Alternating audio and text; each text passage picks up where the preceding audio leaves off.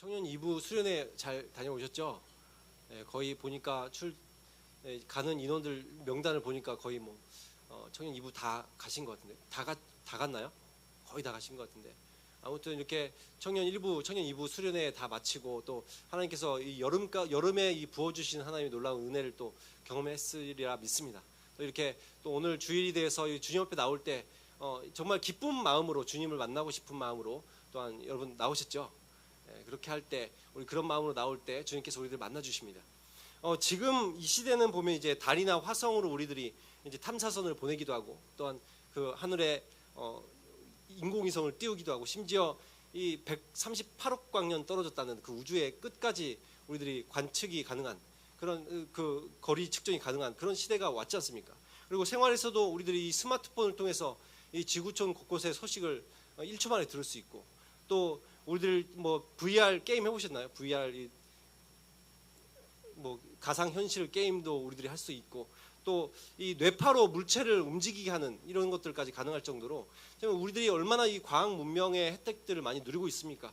근데 이 정도로 이제 과학이 발달하게 되면 우리들 가운데 이제 두려울 것이 없고 또 낙관적일 것 같지만 사실 우리에게 기다리는 그 미래가 그렇게 낙관적이지 않습니다. 사실 미래학자나 아니면 우리들이 자주 이제 보게 되는 SF물 영화를 보더라도 어떻죠? 이 미래가 정말 우리들에게 이 영원한 어떤 생명과 또한 영원한 어떤 만족감과 기쁨을 주고 있습니까? 그렇지 않죠. 우리들이 보여지는 현실은 미래 사회는 오히려 더욱더 두렵고 더욱더 파괴적이고 절망적이고 또한 심지어 인류의 어떤 생존조차 보장하지 못하는 것이 곧 올 것이다. 그것들이 많은 이 미래학자들과 또한 많은 이 영화에서도 다루고 있는 문제들 아닙니까? 그리고 이 정도로 과학이 발달하게 되면 어떤 신에 대한 어떤 동경함이나 아니면 영적인 것에 굉장히 관심이 없어질 것 같았는데 오히려 시대가 가면 갈수록 또 과학이 더욱더 발달하면 발달할수록 어떤 현상이 일어나죠? 오히려 이 시대만큼 이 타로나 사주나 아니면 점성술, 신비적인 체험에 대한 관심이 급증하고 또한 심지어 이 과학자라는 사람이 가장 이 문명이 발달되었다는 그 사람들이 그런 것을 연구하는 그 사람들이 심지어 이 돼지머리를 놓고 그 앞에서 절을 하는 기이한 현상들을 우리들이 보고 있지 않습니까? 그러니까 현재나 과거뿐 아니라 미래에서도 이런 어떤 신에 대한 어떤 갈망이나 아니면은 영적인 것들에 대한 관심은 끝없이 계속될 것입니다. 인류가 결국 이 신 외에는 인간의 어떤 문제들을 해결할 수 없다. 여러분 이것을 내가 머리로는 우리들이 알지 못한다 할지라도 내 영이 느끼고 있기 때문이죠. 내 영이 이런 것들은 이 모든 과학이라든지 아니면 사회적 현상들로는 절대 해결할 수 없다. 이것은 영적인 것이다. 이것은 신이 아니고는 해결할 수 없다. 이렇게 느끼고 있는 거예요. 그래서 이 칼빈이 이런 얘기를 했죠. 이런 종교심에 대해서 사람들이 가지고 있는 종교심에 대해서 사람 마음속에 종교적 씨앗이 있다는 거예요. 그래서 그런 종교적 씨앗이 심겨져 있어서 양심이나 선악을 구별하는 능력 아니면 신에 대한 어떤 갈망함 같은 것들이 끊임없이 사람은 일어나게 되어 있다. 이렇게 이제 말하고 있습니다. 근데 이제 지금으로부터 약 2000여 년 전에 시대로 넘어가서 이 고대 헬라 시대가 있었죠. 그리고 헬라 시대가 있었고 이 예수님이 계시던 로마 시대 때도 헬라의 문화권에는 있었습니다. 그렇죠? 헬라 때 엄청나게 이 철학이 발달하면서 많은 사람들의 사상을 지배했습니다. 그러면서 이 철학이라는 곳에 철학에 많은 사람들이 심취해 있었지만 그러나 철학에서도 가장 굉장히 많이 다루고 있는 문제가 신에 대한 문제죠. 과연 신은 존재하는가? 또한 신은 어떠한 분이신가에 대한 문제들을 많이 다루고 있는데 당시에 사람들의 어떤 사고관념에 이 로고스라는 이 것이 신적 개념으로 존재하고 있었어요. 이 로고스라는 단어는 우리들이 이 말씀, 진리, 이성 같은 것으로 번역할 수 있는 단어인데 이것을 마치 그냥 이런 것들이 그냥 말씀, 이성 이런 것들이 그냥 어떠한 말 아니면 어떤 생각 이런 걸로 존재한다고만 생각하지 않고 그것에 신적 개념이 있다. 이것이 신이 로고스 자체가 신이다. 이런 의미를 가지고 있는 그 당시에 이제 헬라 철학 사상이 그런 것들을 받아들이고 있었습니다. 근데 오늘의 말씀에도 보면 이 1절에 보면 태초에 말씀이 계시니라는 이 말씀에 보면 이 말씀이 로고스라는 단어를 쓰고 있어요. 물론 성경에서는 또 이 요한이 이 성경을 기록할 때는 헬라 철학에 있는 그 로고스적 개념을 가지고 들어온 것이 아닙니다. 그것을 넘어서서 원래부터 말씀이 존재하셨다라고 지금 설명하고 있는 거예요. 근데 물론 이것이 또 이 당시의 시대적 그 시대 정신을 지배하고 있던 로고스에 대해서 마치 바울이 얘기했던 것처럼, 바울도 이렇게 얘기하잖아요. 바울 그 사도행전 17장 23절에 보면 이런 얘기를 합니다. 이 아테네 사람들이여, 당신들이 알지 못하는 신에게 예배한다고, 알지 못하는 신에게 제사한다고 당신들을 얘기하는데 그 신에 대해서 내가 설명해 드릴게요 라고 얘기하면서 하나님을 설명하거든요. 그러니까 이들의 어떤 그 신앙심, 어떤 알지 못하지만 믿고 있는 어떤 존재에 대해서 바울은 설명했듯이 지금 요한도 그런 비슷한 설명으로 하는 것입니다. 물론 이게 불신자들에게는 그렇게 되죠. 그러나 기독교인들에게는 확실히 우리들이 예수 그리스도에 대해서 알고 있지만 당시에 많은 사람들이 예수님을 모르는 배경 가운데서 로고스적 개념을 갖고 오는 거예요. 그래서 여기서 실제로 여러분들이 생각하는 로고스는 실제하셨다. 그러나 여러분들이 알고 있는 지식과는 좀 다르다. 그러면서 그 로고스 되신 분이 이 땅 가운데 육체로 실제로 오셨다. 지금 이것을 얘기하면서 예수님에 대해서 소개하고 있습니다. 그리고 당시에 이 영지주의라는 이단이 있었거든요. 이 기독교를 굉장히 위협했던 이단입니다. 요즘으로 따지면 신천지 같은 이단인데, 근데 그런 이단에 이 영지주의에서 주장하는 것 중에 한 개가 이 헬라 철학의 영향을 굉장히 깊게 받았어요. 그래서 예수 그리스도의 육신을 부인합니다. 왜냐하면 육신은 굉장히 악한 것인데 과연 하나님 되시는 분이 육신으로 임하실 수 있냐, 이 문제를 가지고 하나님은 육신이 되신 적이 없다. 그래서 가연설이라는 걸 주장했어요. 우리들에게 그렇게 그냥 보여진 것뿐이다. 근데 이런 영지주의가 굉장히 확산되고 있는 환경 속에서 아마 요한은 예수님이 어떤 분이신지에 대해서 더욱더 훨씬 잘 설명할 필요가 있다고 느꼈던 것 같습니다. 그리고 하나님께서 계시해 주셔서 더욱더 영적인 의미에서 지금 요한복음을 다루고 있는 것이죠. 그러면서 이제 말씀에 대해서 얘기를 하는데 예수님이 과연 어떠한 분이신가. 근데 오늘 말씀 1절 말씀 한번 함께 다시 읽어봤으면 좋겠습니다. 시작. 태초에 말씀이 계시니라. 이 말씀이 하나님과 함께 계셨으니 이 말씀은 곧 하나님이시라. 이렇게 말하고 있어요. 태초에 말씀, 이 로고스가 계셨다. 이 말씀은 하나님과 함께 계셨는데 이 말씀은 곧 하나님 자체시다. 지금 이렇게 얘기하고 있죠. 굉장히 사실 이해하기 좀 어려운 부분이죠. 이 말씀이 이 하나님이라시는 이분이, 예수님이 뭐로 존재하셨다는 거예요? 말씀으로 존재하고 계셨다라고 설명하고 있죠. 그러면서 이 말씀이 어떤 분이에요? 단지 어떤 언어나 문자가 아니죠. 지금 인격성을 부여하고 있어요. 그렇죠? 인격적이신 분이다. 지금 그냥 어떤 단어나 어떠한 그 문자가 아니다. 이분은 영이시고 또한 지정의를 가지신 인격적인 분이시다. 그러면서 2절에 다시 한번 강조하기를, 혹시나 사람들이 잘 이해를 못할까 봐 다시 한번 강조합니다. 뭐라고 얘기하고 있어요? 태초에 하나님과 함께 계셨던 분입니다. 지금 하나님과 함께 계셨다는 이 의미는 그냥 하나님 여기 계시고 옆에 같이 주변에 같이 있다 이런 의미가 아니라 하나님과 이 동등됨을 말하고 있는 거예요. 하나님과 동격이시다. 하나님과 하나이시다. 하나님과 친밀하신 분이시다. 하나님과 정말 이 깊은 연합 가운데 있으신 분이시다라는 것을 설명하는 거예요. 그래서 하나님의 한 위격이신 하나님 자체시라고 지금 이야기하고 있는 거예요. 우리들이 잘 아는 삼위일체의 한 위격이시다. 그로 인해서 3절에 보면 이렇게 말하죠. 그분께서 뭘 하셨어요? 이 모든 세상을 만드셨다고 얘기하면서 만물이 그가 없이, 이 예수님이 없이, 하나님의 한 위격이신 이분이 없이, 이 말씀이신 분이 없이 세상이 만들어질 수가 없습니다. 세상에 어떠한 존재도 이분께서 다 만드셨습니다 라고 얘기하면서 이 예수님이 모든 시작의 근원이 되신다고 지금 설명하고 있어요. 여러분, 이 창조, 만물이 존재하기 이전의 상태를 여러분 우리가 좀 상상하기 어렵죠. 저는 이 만물의 이전에 대해서 많이 상상을 해봤지만 도저히 답이 물론 안 나오죠, 그렇죠? 우리는 그걸 본 적도 없고. 근데 우리가 한번 그 과학자들은 뭐라고 설명해요? 과학자들은 이 빅뱅에 의해서, 가장 유력한 그런 학설이지 않습니까? 빅뱅에 의해서, 빅뱅, 그죠? 그 굉장히 큰 뱅이라는 게임 아시죠? 뱅이라는 게임. 거기처럼 뱅이 쏘는 거, 총을 쏘는 거. 그처럼 이 뱅이라는 큰 폭발에 의해서 이 우주가 팍 만들어졌다. 그러면서 이제 그런 어떠한 그 우주가 계속 그렇게 생겨나면서 이제 계속해서 끊임없이 늘어나고 있다. 우리가 관측 결과에 의하면 그래서 우주는 계속해서 확장되고 있을 뿐만 아니라 지금 그래서 이 빛의 속도로 가도 138억 년을 달려야지 우주의 끝을 볼 수 있다고 설명하지 않습니까? 그래서 이 빛의 속도로 달려가면서 이 우주가 뻗어가면서 빛이 반대쪽으로 이제 뻗어 나온 거니까. 그러면 그래서 우리가 그 빛을 볼 수 있는데 관측해 보니까 138억 년이기 때문에 이 우주의 끝이 138억 년일 것이다 이렇게 계산하는 거 아니에요? 그러니까 그런 어떠한 그 과학에서는 이런 것들을 설명하고 있지만, 근데 요한복음 1장과 창세기 1장에 보면 이 우주의 시작에 대해서 얘기를 하고 있는데, 세상이 만들어지는 시점에 대해서 얘기를 하고 있는데, 만약에 우리가 지금 이제 시간이 계속해서 흘러가고 있으면서 우주가 팽창되고 있지만, 그럼 우리들이 마치 이것을 비디오 테이프를 다시 반대로 돌리듯이 한번 그 시작점을 한번 떠올려 보자. 우주가 이렇게 싹 뻗어나가던 것이 다시 이제 과거로 쑥 돌아가요. 우주가 점점 작아지면서 어느 순간에 이 한 점에 이르는 그 점이 있겠죠, 그렇죠?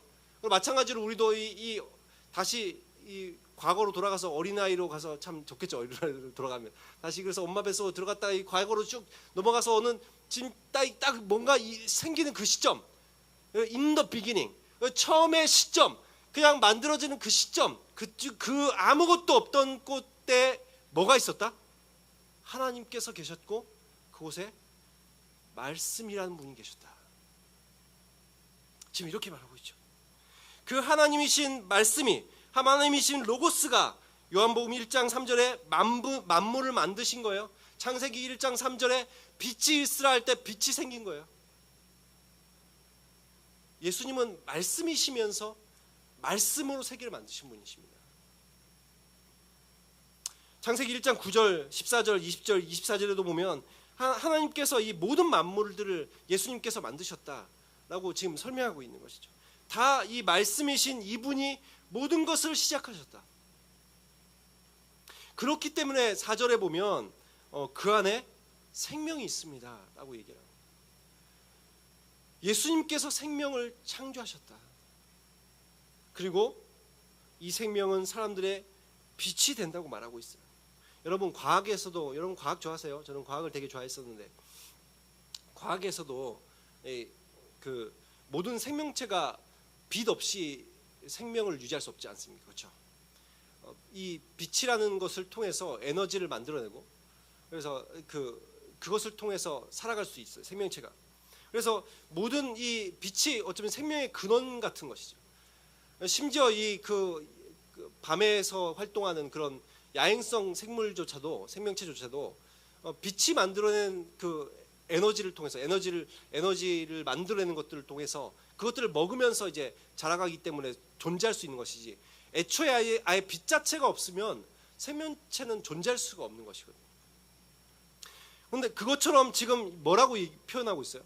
마치 예수 그리스도가 그런 빛이시다, 생명 자체의 근원 되신다, 지금 이렇게 설명하고 있는 거죠. 예수님 안에 이 생명이 있고 빛이 있는 거예요. 근데 이 생명의 빛이라는 이 예수님의 빛은 예수님께서 만드신 빛하고는 다릅니다. 어떤 그냥 태양이나 어떤 등불 같은 빛하고는 달라요. 빛의 근원 자체가 되시는 거예요. 그래서 요한계시록 22장 5절에 보면 이렇게 말하고 있죠. 다시 밤이 없겠고 등불과 햇빛이 쓸데없으니 이는 주 하나님이 그들에게 비추심이라. 하나님께서 빛 되신다. 주 하나님, 예수님께서 빛 자체 되신다. 나중에 이제 이 만물이 완전히 새롭게 되는 날, 하나님의 나라가 완전히 완성되는 날, 그때는 태양이 뜨지 않을 거라고 말하고 있어요. 왜요? 태양이 필요 없어졌어요.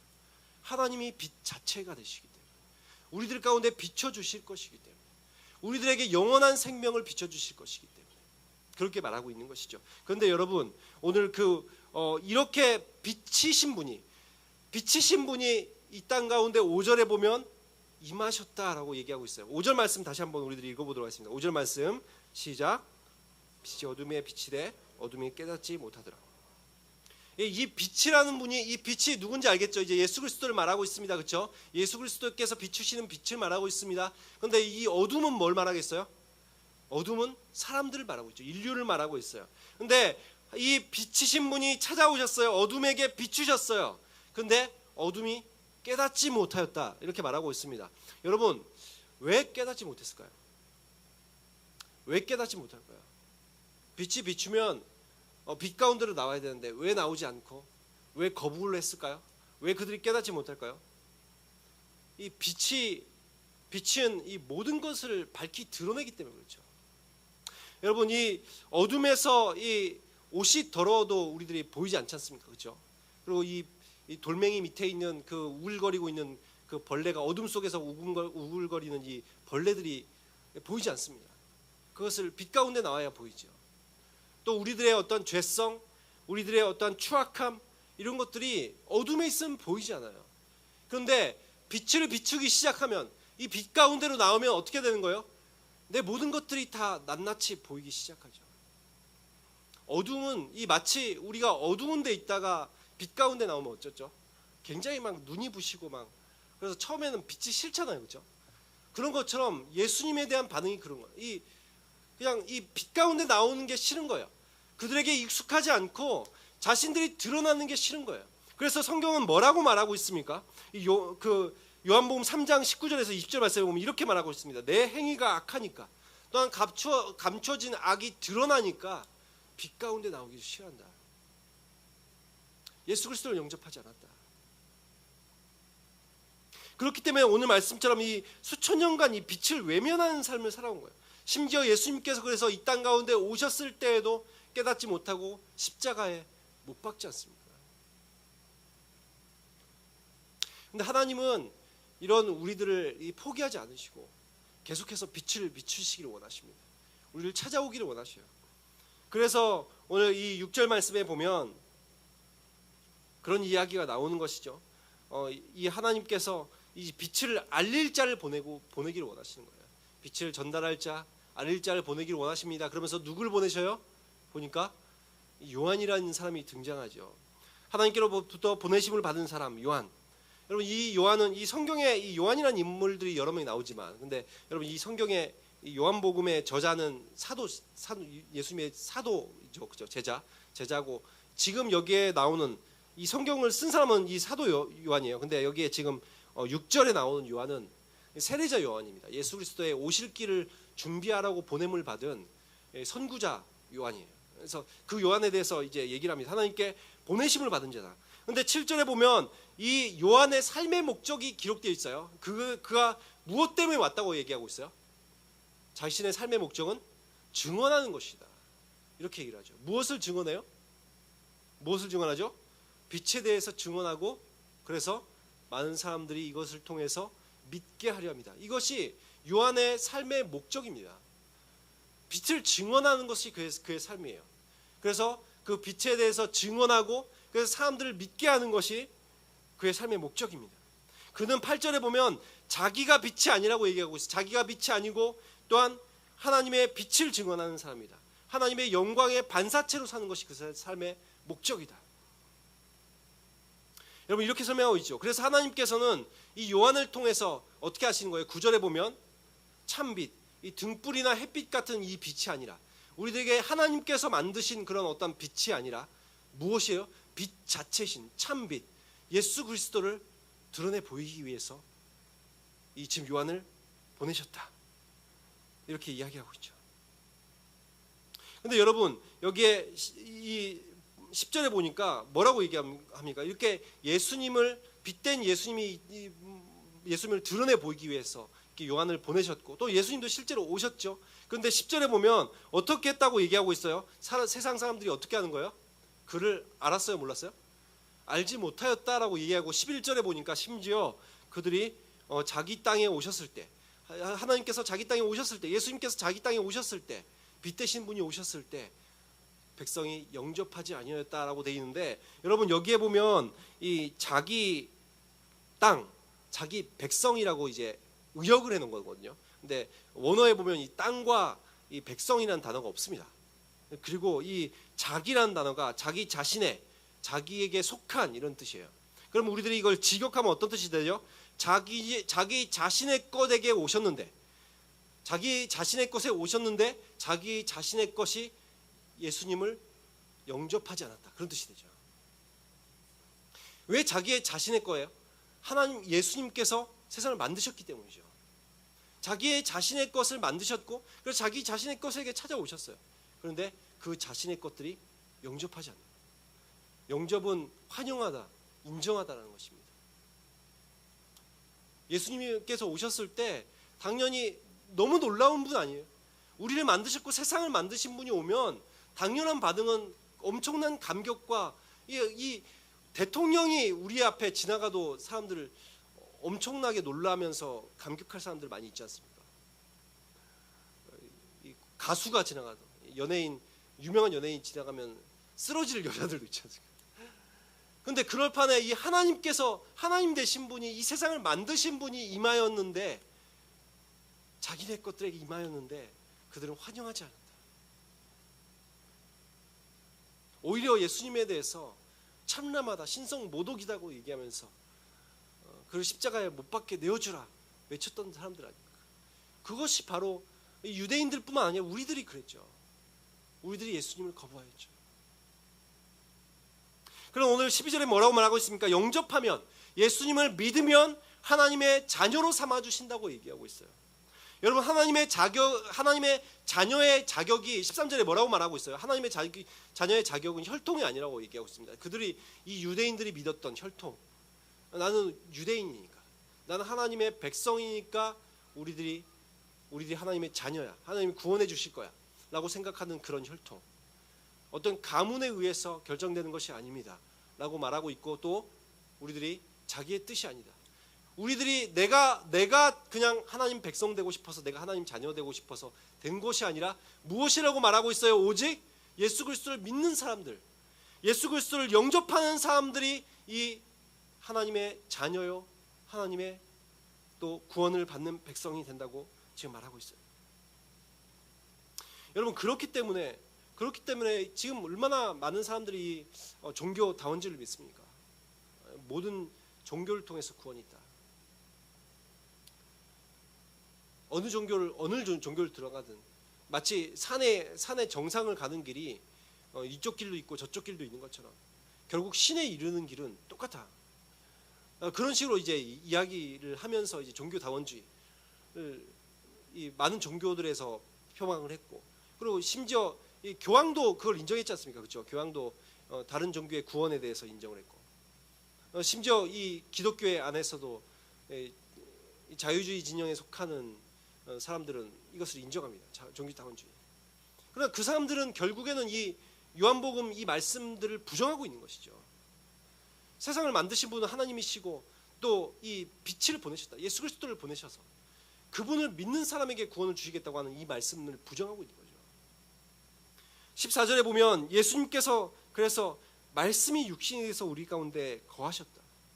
이 말씀이시던 분이, 세상을 창조하신 이 말씀이신 분이 우리 가운데 내려오셨습니다. 거하시다는 단어는 장막을 치다는 뜻이에요. 이 땅 가운데 장막을 치셨어요. 우리들의 마음 가운데 장막을 치셔서 거하시는 분이시다. 그래서 우리들이 이 하나님의 영광을 보게 된 것 아닙니까? 아버지의 독생자의 영광을 보게 된 것이죠. 이것이 하나님의 큰 은혜이고, 또한 이 진리 되신 예수 그리스도가 진리 자체이신 것이죠. 그러면서 15절에 다시 요한이 이런 얘기를 합니다. 요한으로 다시 넘어가서 세례 요한이 이렇게 외칩니다. 예수님에 대해서 증언하여 외치기를, 내가 전에 말했죠. 내 뒤에 오시는 분이 나보다 위대합니다. 그분은 나보다 먼저 계셨습니다 라고 내가 말했던 그분이 바로 저분이십니다. 16절에 우리가 다 그분에게서 은혜를 넘치도록 받았습니다. 17절, 우리가 위대하게 여기는 율법은 모세라는 사람을 통해 받은 것이지만 구원의 은혜는, 진리의 빛은 오직 예수 그리스도를 통해서 오는 것입니다. 18절, 지금까지 여러분 하나님을 직접 본 사람이 있습니까? 물론 하나님이 어떠한 모습으로 현현하신 적은 있죠. 그러나 하나님 자체에 대해서 본 사람은 없어요. 그것을 의미하는 거예요. 하나님 자체를 본 사람이 있습니까? 근데 하나님 아버지와 함께 계시던 독생하신 하나님이 나타내 보이셨습니다. 여러분, 이 땅 가운데 오신 예수님에 대해서 하나님이 나타나 보이셨다. 하나님 자체가 이 땅 가운데 현현하셨다. 저는 이 요한복음 1장 말씀을 묵상하면서 너무나 이 감격이 되더라고요. 말씀이신 분이, 또 말씀으로 세상을 창조하셨던 분이, 하나님이신 분이 나에게 찾아오셨어요. 나를 만나주시고 또 나를 자녀 삼아 주셨어요. 지금도 이 말씀을 듣는 이 순간에 이 말씀으로 우리들 가운데 임하시지 않습니까? 예수 그리스도께서. 그래서 내 안에 들어오셔서 내 안에서 역사하시는 분. 여러분은 이 독생하신 예수님을 만나고 있습니까? 요한은 이 독생하신 예수님, 예수 그리스도의 영광을 보았기 때문에 그의 삶의 목적이 단지 이 후레쉬 불빛만도 못한 어떤 자신을 드러내는 삶이 아니라 참 빛 되시는 그분을 드러내는 삶.